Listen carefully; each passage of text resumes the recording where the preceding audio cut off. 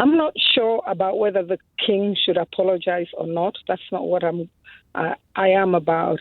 But I'm about the society itself. Listening to some of your callers, they have not understood the impact that the colonial era and the slavery is having right up to today. Some of us work in public services, in the NHS. We have contributed, but we're treated with such contempt. And I think you have to feel it to understand the legacy of slavery and the legacy of the colonial era. It is just terrible. Janet, may I ask you for a favour? Yes. You sound to me like someone who's extremely articulate. I have somebody called Henry in Greyshot in Hampshire, another caller on the line.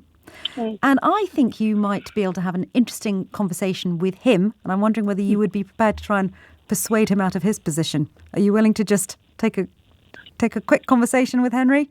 Come on, I could take a conversation with Henry, but Henry has a position that one might not get him off. Well, let's give it a go. Yes? Come on, Janet. Yeah. Henry in Greyshot in Hampshire. You just heard Janet there very powerfully describing the legacy of slavery and our attitudes towards those people that have come from former colonial territories. She's got a very good point, hasn't she?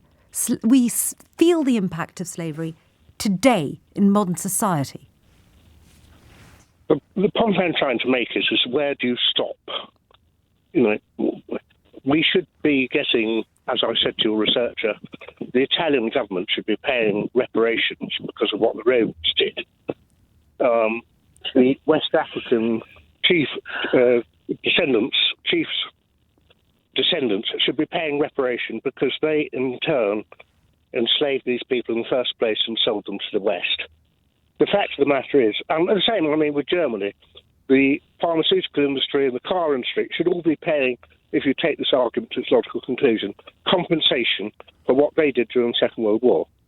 So I think it's about time that people stopped visiting the sins of the fathers onto the children. Henry, and that's what's going on. Henry, thank you. Janet, your reaction to that?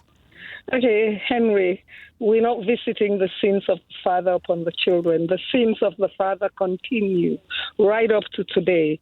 And I think you've got to feel the impact of what was done many, many years ago. You've never felt it, so you would not understand. I'm not here to get you off the position you hold, because I think you might continue to hold that position. But if you were me, you were my relatives, you were my family, you were my previous countrymen that continue to suffer the impact of slavery and colonialism, and you continue to extract the wealth. You extracted the wealth and brought it here, but you're making excuses of why you can't use that wealth and pay it back. No one is asking you to give all of it. At least give some of it to the people in the form of respect or in the form of help or in the form of support, and stop making apologies. You continue to make apologies. It's unbelievable that we're talking about this and people like you will come on the phone and make apologies for what happened hundreds of years ago. Those people that you're referring to, they're not asking for apologies or they're not asking for reparations. I doubt if as much was taken from them as was taken out of the colonial countries and was taken out during slavery. I don't think as much was taken away from them. Henry, actually, Janet makes a very interesting point. It isn't that other countries are asking us to apologise. The question is, should we? No, because we haven't done anything ourselves. That caller who said that the taxpayer had paid money back to slave owners was absolute rubbish. The government borrowed money on the bonds market, and the taxpayers then had to pay those borrowed funds back.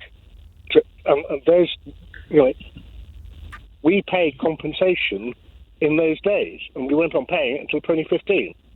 So the point I'm making, you've got to draw the line somewhere.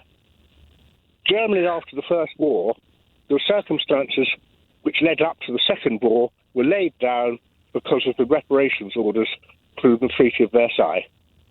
Yes, but you didn't have 5 million. These are not analogous situations, Henry. You know that. You've got a better grip. You've got a much better grip of history than that, Henry. You and I both know that. We didn't have 5 million Germans enslaved and moved across the Atlantic to work as slaves in plantations that directly benefited some of the most established families of this country. Just one second, Henry. But thank you very much. I understand your position. Janet, final word to you before we have to end this hour. Well, we can't persuade Henry because I don't think Henry's being economical with the truth and not really interested in history. Because if he's interested in history, he will know that the slave owners were the only people who have been compensated for a loss of earnings. The people who suffered haven't been compensated. And I'm not too sure that the people who have suffered are wanting the British government to dump heaps of money on them. A simple sorry and an acknowledgement by people like Henry who come on the airwaves and parade himself as being a historian when he hasn't got a clue of what has happened in the past. Anyway, thank you very much, Sangita. Janet, thank you very much indeed for your call, Janet in Wandsworth, and thank you also, Henry in Greyshot in Hampshire. Do love it when my listeners chat to each other, even if they can't persuade one another.